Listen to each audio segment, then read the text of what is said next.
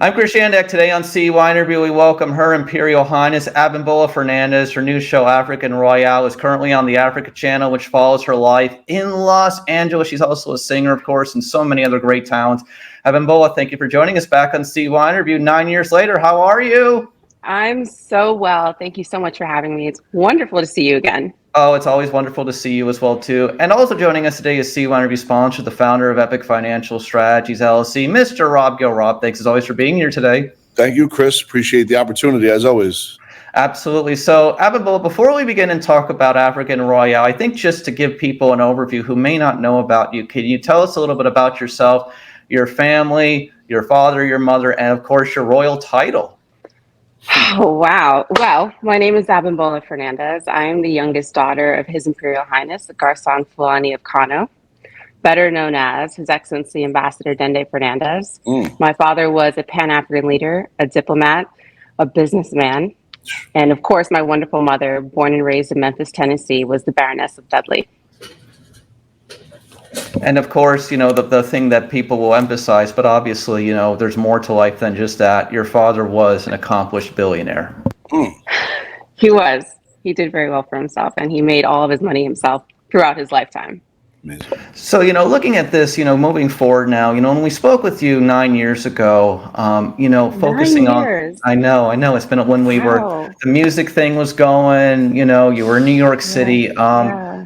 We are living in an era right now, what we like to call reality television, but everything is now reality with social media. As some things are real, some things are not. When we spoke with you 9 years ago, obviously I thought you came off as very genuine and very authentic. Do you think that the show is keeping with that authenticity? I do. They're filming me, and I'm only one way. I'm very, very authentic, and I like to just give people an insight as to what life really is like for me, because there's so many preconceived notions, especially when you're coming from the background that I'm coming from. I need to give it to people the way it is. I need them to understand where things really are. Well, Rob, she's very humble and everything like that, but obviously Abimbola grew up in a life that is like out of the movies, like a life that people never dream of or think that ever exists, but she lived that life growing up. So go ahead, Rob, questions, thoughts. Yeah, well, first thought is I could tell that she keeps it real. We'll start there. And then I consider myself the Royal Prince of Bayonne, New Jersey, and my own nickname is the Ambassador of Results. I have a PhD in results. So with that being said and done, there's definitely a connection between the both of us. I'm just kidding, of course. But yeah, I find it interesting. The mom grew up in Tennessee. Yeah. And life, the life that you were in, not only from your dad, self-made billionaire, incredible, by the way, but also where your dad was from and then where your mom was from. Yes. Those early years, 3, 5 through 10 years old, I'd love to know the messaging that you received from both sides. That to me is what I'm really interested in right now. So I think it was told to us, but I think more so I saw it growing up under my parents' wing, that you can really achieve anything. There was no cap or limit or sky to our dreams, and that was really instilled in us at a young age. Yep. And it's funny, Chris, that's in the book that we have coming out, that's what we talk about, like the messaging in the early years, right? So my literacy course, I have the fastest growing, my passion is my AAU basketball program, right? But the reason why it's so passionate for me is because I grew up where we ran out of money on the 15th of every month. Right. And financial scarcity was real, including the thoughts that go with that and the desperation that sometimes comes out of it. So because I've been able to live a life of abundance in the second stage of my life, when I started this AAU program, I found myself wanting to get away from the privileged kids and gravitating towards the versions of me that existed 30 and 40 years ago. And because of that, it took me back on a path where I relived my childhood. And what you just said was so amazing, because we didn't have that. So now all of a sudden I got these kids that we're developing right now. And here's the truth. Here's the facts. There's 1.5 million high school basketball players. I'm talking about boys right now, of which 1,500 get a Division I scholarship, of which 30 make it to the NBA, of which 24 go bankrupt 5 years after they leave the NBA. So I want you to think about those hours a Malcolm Gladwell outlier. It takes 10,000 hours to become an expert. These kids put 20, 30,000 hours, and they have nothing monetarily to show for it, examples of what not to do. So I created a financial literacy course for these guys, and now we're expanding to Girls AU into this season. And we have Puma, we have Under Armour, and now we have Adidas, that two of our teams, we have the number one 8th grade team in the country, and now we have some 16s and 17s. We're going to different sneaker circuits because we want to make sure that the word of financial literacy gets out there. Yeah, we're incredibly important. Yeah, we're attracting great players, but think of your dad right now, because he sounds like he was an entrepreneur. Think of the college player, athlete, no matter what sport, what they're really good at is practice, drill, and rehearse, rinse, and repeat, which they don't teach in the school system. But that means they have a leg up on entrepreneurialism. We just got to teach them that. No, absolutely. Marketing. So that's my passion right now. And financial planning is my day job. Bravo to you. And also, Rob, growing up, her father met with some of the most important political leaders, world figures, and presidents in the world, and she was there to witness that all as a kid. Proximity is power. So we talk about that. If you want to accelerate, it's proximity is power. You want to match plus what people are successfully doing and seeing what they're doing. Just add a little bit to it. Right. Yeah, go ahead. I was going to say, speaking of financial literacy, the truth is, my parents didn't really teach us that. And, it's not quite what you would expect, but I've been going through a couple of things since the passing of my parents, and it just clicked. Thank you. It just clicked in my mind because we have been dealing with a lot of fiduciary theft within my parents' estates. And I'd like to say that the show is inspiring, but I'd like people to be inspired to do better. And I'd like people to also learn from the mistakes of my mistakes and also the mistakes of my parents. And I think that what we need to start telling people and what people need to start learning is how to properly prepare their estates, to protect their children, to protect their legacy, because my parents didn't do that, to be completely blunt with you. They didn't. And the name of my book coming out is Surviving Success. Right? So that's pretty amazing, Chris. I don't know if you knew that coming into this interview, we're putting us together, but that's pretty amazing. And I need a copy of that. You got it. Done deal. 100%.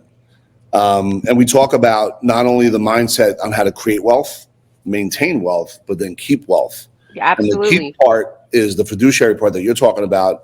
You want to make sure, at least in my opinion, that the financial educators are on the same page for the benefit of the client and family, not for their own benefit. Exactly. Even if it's through a fractional family office or family office, what does that actually look like, and who's keeping track and who's monitoring and measuring them? Exactly. I was about to say that. And you have to make sure that you have enough knowledge to double check what they're doing. But I think, in the case of my mom's estate, my mother passed in Westchester, New York, and she had an attorney. Said attorney helped prepare her will, made himself a beneficiary under the will, and the executor of the estate. And to this day, there's $1.27 million missing from her estate account. The accounting showed that this attorney had wired the money to a business company or a business account of his own. And I'm still in court trying to get this money back, which is crazy. I've reported him to the FBI, the Attorney General, the DA. It's apparently not criminal to steal $1.27 million. Well, I'm sure you have a great attorney. Privately, if you want to speak off air, there's a team of experts that I work with here in New Jersey that are phenomenal in that space. And if you'd like to learn more about that, I can make a connection. Yeah, absolutely. Yeah. So speaking about all of this, Abimbola, in your reality show, you live in this magnificent penthouse in Los Angeles, and as we know, you come from a very prominent family. We've been talking about that, but speaking aside from everything else we've spoken with, what are other ways you're working to protect and preserve, your wealth to grow for a lifetime? I think first and foremost, I'm protecting my parents' legacy and our family history, because if you don't tell your own history, it will be retold for you. And you never know what people are going to say. You never know what people are going to do. And I'm building upon the platform that my parents and my father, especially left for me, and trying to just make a name for myself. Is that the reason you wanted to do African Royale mostly? I've been trying to do a show for a very long time. Almost 10 years. Even when we were speaking and I was signed to the label, we were trying to do a show based off of me signing to the label. There were different versions of this show being pitched, over the past 10 years. But I think, I like to say that I've lived multiple lifetimes within this one life, and I'm a completely different person now. So you're getting the updated version of them. So speaking about that, what are you hoping to achieve while you're in Los Angeles? Because you don't want to spend the rest of your life in Los Angeles, obviously. I don't. This is a big achievement for me. It took a very long time to get the show, and I'm so excited and so grateful for the opportunity and the platform that the Africa Channel has provided. I'd like to see what LA has to offer me, but the long-term goal is to go back to Europe. Yeah, I understand that. So just a side question before I throw it back to Rob. We're right here next door to you in Las Vegas. Have you been to Vegas? Any stories about Vegas? I have been to Vegas. I went to Vegas to see this band, Cobra Starship, when I was maybe 19. And I got lost. I had no phone, no wallet. Wow. And I went to a house party, and my friend Sam found me asleep on the floor. Another lifetime ago. Not cute. Well, that's 15 years ago, so life moves on, and we all learn things and we all have experiences. I'm sure Rob has some things from that time as well he could share with you, so don't feel bad. I'll share it off camera. Exactly. We Rob, want to know. It's in the book. You'll see some stuff in the book. Yeah, absolutely. Rob, thoughts, questions? I just find it amazing. We're talking about a billionaires. One of the children. How many sisters and brothers do you have? How many siblings? I'm the ninth. I'm the baby. Okay, so there's not baby. That's awesome. So baby. am I. So I just find it amazing that the privilege you must have grown up in, while at the same time getting the messaging that you're getting, and then having the foresight. I don't know about your siblings right now, but there's digital copies, and because of you on a TV show getting to control the narrative, right? Because I think that's what it's about for you, right? That's what I'm hearing. You want to be able to control how the messaging goes out and give the inside perspective, not so much the external stuff. I find it amazing. And, as you're working through what you're doing right now, when you go back to, are you going to live in Europe for the remainder, or like, what does that look like for you? And where do you see yourself in the next 5 years? Long term, I was born in Europe. I was raised in Europe. So it's kind of like returning back to your stomping grounds. And it's almost like it's what I know. Like I went to boarding school, so I'm most likely going to send my kids to a very prestigious boarding school. Like it's just kind of, I'm following in the same footsteps of what I've experienced. Can I pause? Can I pause? I do have a question, because that's a great point. What did you learn in boarding school that a lot of people don't know? Oh my goodness. It's tough when you're in it. Yep. I was one of 3 dark-skinned women in the school. It was a predominantly Caucasian boarding school. And I think that obviously we're in a different time. I was there from 1999 to 2007. Yep. But at that time, it was tough, because I think that the guys in the school, I think there was less diversity, but there was no appreciation for, I don't know how to say this. Like, it's almost like the guys didn't know how to find the beauty in Black women at that time. So that was something that was really challenging growing up with. And I guess as an adult, I appreciate the connections, and I see the value in sending your kids to a school like that. The school I went to is called Fettes College. It's the same school that Tony Blair attended in Edinburgh, Scotland. Wow. Amazing. And, maybe they just didn't understand how to express their emotions around that beauty. Maybe. No, absolutely. But, there are little things like that stuck with me throughout life, because we're growing up. I'm 10, 11, 12. Yeah. And when the guys only want tan-skinned girls with blonde hair, you're looking at yourself like, what's wrong with me? Yeah. Yeah. So I've done a lot of processing since that school, but I'm grateful that I went there. And did you go to college, or was that part of, like, where did you go to college? So I found a lot of similarities in what you said, because for the most of my term in boarding school, I ended up hanging out with the kids who were into punk rock and heavy metal, because they were more accepting of me. Got it. So that was my friend group. And I tend to at that time I was staying away from the snobby rich kids I went to school with. My father sent me to school in Oxford, to university in Oxford, and I just found myself around those same people that I was trying to avoid, that I had just broken free from. Yep. So I left after 2 months. Okay, I love it. So that's great. By the way, it sounds like you're a massive disruptor. At the stage you're at right now, what does that look like? Do you gravitate towards, the entrepreneur on the way up, or are you still like avoiding privilege every chance you can?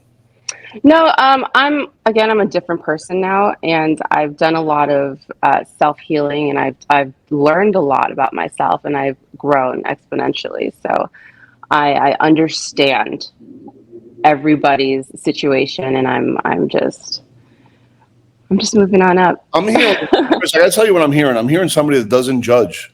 No, not at all. Yeah, I'm hearing somebody that would shake the hand of the janitor the same way that they would shake the hand of the president. That's what I'm hearing right now. Absolutely. And by the way, that warms my heart. I just want you to know that. Thank you. And it's amazing. And so, where do you see yourself in the next 5 years? Like, what does it look like? As you said, you're gonna have your kids go to board. Like, what does it look like on the next stage of your journey? Well, I don't think I would have children in the next 5 years, but hopefully I would love to. There's no documentary or book or anything about my father, and he hasn't given any interviews throughout his life. So hopefully I can put something together, and preferably a biopic, and really tell the story of who my father was, how he came to the States with $10 and died with 6.8 billion, how he was a bookkeeper at the United Nations, and he went from there to, being a ambassador, owning oil and diamond mines. And the story needs to be told. It's extremely inspirational. And also that of my mother. It's my mother's Imperial Ascension is one for the books. How did they meet? The story I heard was that my mother was living on the border of Washington, D.C. She was in Virginia, and my father was staying at a hotel. My mother was working at the hotel. It was love at first sight. Wow. And what was she doing at the hotel? She was working there. Was she like a bartender? Was she a maid? Was she? I'm sure one of those. Front desk. She one of those, but it's a story that they kind of kept very hush hush. It's not something that I know traditionally. It's like, oh, how did your parents meet? And the family knows the entire story, and we didn't really talk about that. I don't know either. Mine. I don't know my. Oh, you don't? No, not the full story. Like, I don't know exactly the day they met, how they met, where they. Yeah, I don't know. Yeah. So where do you go back to Tennessee? Did you ever go your mom's roots? Did you have cousins there, or? So I have not been to Tennessee. I would love to go. My mother was the second ever Black homecoming queen at Memphis State in 1972. Wow. She used to work for Isaac Hayes Sr. And, I've heard stories about how traditionally the captain of the football team is supposed to walk the homecoming queen out onto the football field. Yeah. And he had refused to do so because of her skin color. So, little things like that irk me. And I would love to go back and maybe talk to the students at the school and let them know the accomplishments of a wonderful lady that was their alumni. She sounds like she was the bomb.com, that's for sure. She was. She was for sure. Chris, back to you, brother. Well, aside from all of that, Rob, she also has had a music career as well. What's the latest with that? Oh, no. That has been dead and gone for years. Okay. Yeah. I still play guitar, but I like to do so in the privacy of my own home. I left my record label probably the same year that you interviewed me. It was very short-lived. Okay. That industry, I realized, was not quite for me, especially at that time. I don't think that my skin was thick enough, and it's just a passion of mine now. Yeah, it's just a push thing. And if you're not into the pushing, you get left behind, unfortunately. And it really does come down to the team and the people you have behind you as well. A lot of it is just very circumstantial, as you know. So the thing that I think that's most positive about that, and that is, hey, at least you take your shot. You don't have any regrets, all those kinds of good things, of course. Yeah. Yeah. And also at that time, I feel like my whole thing has always been like punk rock princess. It's been that since day one. I've been shredding on the guitar since I was 13. And then it was kind of like, well, no one really cares about, this is, unfortunately, this is what I was told verbatim. No one really cares about a black girl playing guitar. And I was like, okay, like, well, what am I supposed to do with that? Well, in this world that we live in today, which, we're now here 10 years later, in my opinion on this is simple, and I think you'll get this. There's everything in life now. Everyone's story is interesting, and there are no limitations anymore, and you can find your safe space. The thing about her, Rob, as you've already mentioned, is that she'll just hang out with anybody. If she trusts them and she thinks they're cool, you'll see that in African Royale. She just hangs out with anybody. She'll make friends with anybody. I can tell. Are you big on social media? Do you play in the social media space at all? I'm on Instagram. I have 103,000 followers. Awesome. Twitter, not so much. Obviously, I have a Twitter account, Threads. I just made a TikTok. I feel like I'm a little old for TikTok, but I drop videos on TikTok every day. Don't worry about it. Really? Yes. Oh, you have to teach me. Yes, I don't know what I'm doing. It's easy. It's easier than you think, and people will gravitate towards you. I promise. Do you think you'll be able to work with your other siblings on the story about your father that you want to put together? I hope so. We grew up as strangers. I'm the baby, and our ages range from I'm 34. I believe my eldest sister, I don't want to age her, so forgive me, possibly pushing 70. And she's running for governor in Lagos, Nigeria. We all just have our different lives, our different careers. Most of my siblings are professionals, and I don't know if they want to venture into TV and film, but I would love to tell the story with my siblings. It sounds like there's a major respect of each other's privacy, but is there ever like every 5 years, every year, a family gathering of some sort? Is there anything that has taken place like that? Unfortunately, the only family gathering that we've had was my father's funeral. Yeah. Got it. Yeah, we haven't, we have different mothers, and there were issues and divorces, and it's been turbulent, but at the end of the day, we're blood. Yeah. And, finally, Rob, she doesn't make a big deal about this, but explain how the royal title works. Yes. As I said, I'm the Prince of Bayonne. Right. So I want to make sure I get that in writing somewhere. Yeah. So my paternal grandmother is a descendant of the royal Olumegbon family of Lagos, Nigeria. And the Olumegbons have a palace, and they were the kings back in the day. My father was crowned His Imperial Highness Garsan Fulani of Kano by the Emir of Kano in, I believe, 2005 or 2004. And that title literally translates to the champion of the Fulani people. And the children, obviously. Right. And as his daughter, I'm Her Imperial Highness. And for you, are you recognized? Like if you got off the airplane, you went to that area? Like, is there a certain type? Is this like Coming to America with Eddie Murphy?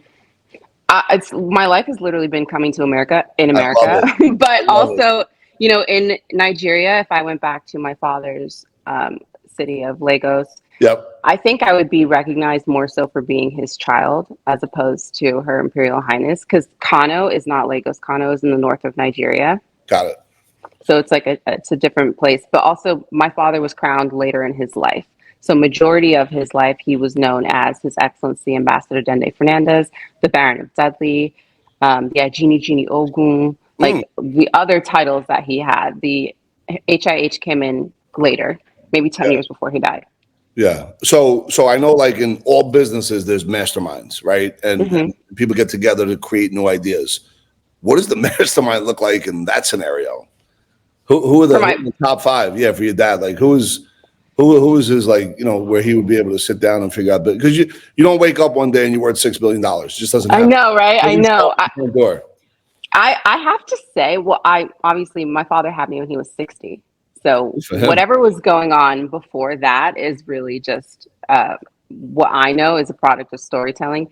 But I really have to say my father was his own mastermind. Yeah, he really was. And I think that, he hit that billionaire status with my mom. So that's also saying a lot. I know that she was always right behind him. Her office was right next to his in our house. She was always going over his contracts. So I really like to say it was the two of them.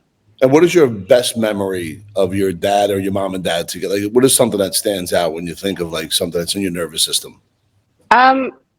It's not like a grand experience. I think it's more so just having a family again, because when they passed, it's just me. I'm by myself. God forbid something happens to me. No one's coming to look. So I think it's just the feeling of having a family again. Yeah. And, my parents made sure to wrap us in this like love bubble. We were raised around so much love. And my father would tell me every single day, he'd say, boom, boom, I will always love you. In his like thick Nigerian accent with that deep voice. So it's more so like a feeling of wholeness that is missing. Yeah. And last thing, Bim, what is it like to be the child with your dad, meeting world leaders like Nelson Mandela and other people like that? Like, what is that like? I think now as an adult, obviously, I see things very differently, and I appreciate all of the experiences I've had throughout my life. We did go to Uncle Mandela's inauguration in 1994 in South Africa. My godfather was the late President dos Santos of Angola. As a child, you don't know what's going on. You're just there. It's normal for you. That's just a normal experience. Yeah. It's like me going to a barbecue in Bayonne. Right. No, I mean, honestly, like I was what, in 1994, I was 5 years old. I had no idea what was going on. Yeah. We were just there. Yeah. I get it. That's amazing. Thank you for sharing that. And then, of course, Rob, any final questions? No, super grateful. I'm going to continue to watch your journey, Bim. Thank you so much for sharing. I'll follow you on Instagram and on TikTok as well. And, maybe our paths we could cross at some point, and I'll share anything you want me to share privately about what we talked about earlier. If you want, feel free to reach out. Chris could give you my direct contact information. Yep, we can absolutely accomplish that. So for Her Imperial Highness Abimbola Fernandez, currently African Royale, is on the Africa channel. Watch her there. And of course, CYInterview sponsor, the founder of Epic Financial Strategies LLC, Mr. Rob Gill. Thank you both for being on CYInterview, and hang on with me. Thank you. Thank you so much, Chris. Thanks, Chris. Thank you for watching today's CYInterview segment from Las Vegas. Please hit the like button and please hit the subscribe button to be updated on all future CYInterview content from Las Vegas and beyond.